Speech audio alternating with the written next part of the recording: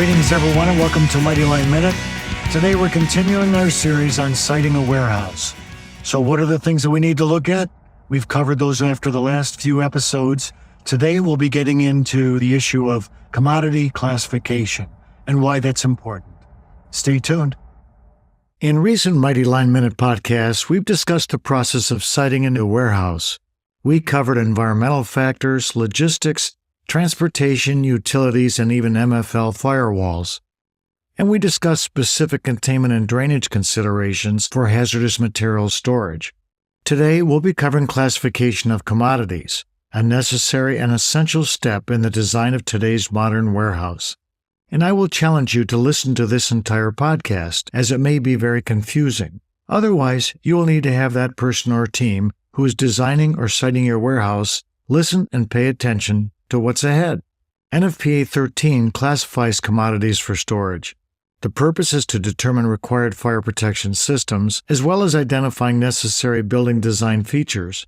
In other words, commodity classification correlates combustibility and fire load of stored materials with the protection schemes and the building design. NFPA 13 divides commodities into classes 1 through 4, with 3 groups of plastics referred to as A, B, and C. Class 1 commodities are considered the least combustible and include non-combustible products stored on wood pallets or with single-layer corrugated cartons. Examples include canned goods, metal tools, cement, glass, etc. Class 2 commodities are similar to Class 1, but with more combustible packaging.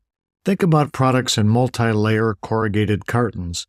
Class 3 commodities may contain combustible materials such as wood, paper, natural fibers, though with limited plastics. Examples include wood furniture or paper bags. Class 4 commodities are more combustible than Class 3 due to increased plastic content. They may include products mixed with plastics or products including plastic packaging.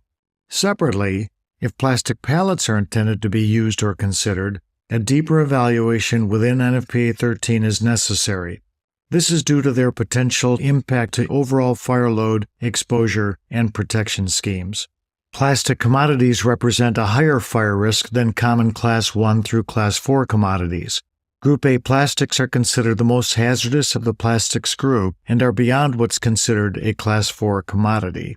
They include ABS, polypropylene, polystyrene, polycarbonate, polyethylene, acrylic, nitrile rubber, and highly plasticized PVC.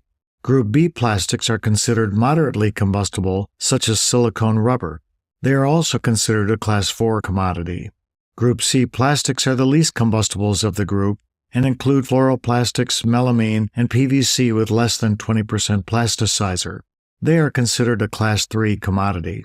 Some materials, like rubber tires or rolled paper storage, require additional and unique protection strategies further explained within NFPA 13. So what about flammable and combustible liquids? NFPA 30's Flammable and Combustible Liquids Code covers materials such as motor oil, engine cleaners, lighter fluid, tiki torch fuel, solvent-based paints or stains, and products containing acetone, isopropanol, MEK, mineral spirits, naphtha, toluene, and many others. Flammable and combustible liquids are considered by NFPA 30 to be ignitable liquids. They are presently classified by their flash points and boiling points rather than their heats of combustion. Lower flash points indicate higher flammability. Relative to closed-cup flash points, NFPA's categories, of which there are 5, include Class 1A and 1B flammable liquids, where both have flash points below 73 degrees F. Class 1C flammable liquids with flash points between 73 to less than 100 degrees F. Class 2 combustible liquids, which are 100 to less than 140 degrees F. Class 3A combustible liquids, which are from 140 to less than 200 degrees F. And finally, Class 3B combustible liquids, which have flash points at or above 200 degrees Fahrenheit. There are further nuances between NFPA 30, OSHA, and GHS, so let's add more confusion. Both the Global Harmonization System and OSHA simply refer to flammable liquids, as they have dropped the term combustible liquids. Flammable liquids under GHS and OSHA are subdivided into 4 categories: flammables 1, 2, 3, and 4. Flammables 1 and 2 have flash points less than 23 degrees centigrade. Flammable 3 has a flash point between 23 and 60 degrees centigrade, with Flammable 4 having a flash point above 60 degrees centigrade and at or below 93 degrees centigrade. FM Global's Datasheet 7-29 expands upon NFPA's ignitable liquids definition by including certain water-based coatings, inks, adhesives, emulsions, and vegetable-based biofuels that may actually support combustion. Moving on, NFPA 30B is the code for the manufacture and storage of aerosol products. This code covers aerosol spray insecticides, cleaners, lubricants, and paints that incorporate the use of flammable propellants. Commodities such as these are ranked by their relative heats of combustion. Generally speaking, Level 1 is the least flammable, Level 2 is moderately flammable, and a Level 3 aerosol product is the most flammable, based upon its contents and the mixture's higher aggregate heat of combustion. For oxidizers and corrosives, you'll need to spend time reviewing the Hazardous Materials Code, NFPA 400.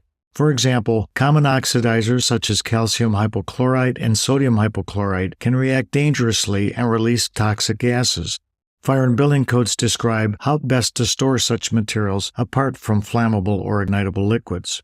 Corrosives such as muriatic acid and organic peroxides present unique fire risks, so pay attention to commodities such as hair bleach and dyes, fast-curing adhesives that are catalysts, high-strength dental whitening products, MEK peroxide used in boat building and automotive applications, and other compounds used in plastics, rubber, or foam manufacturing.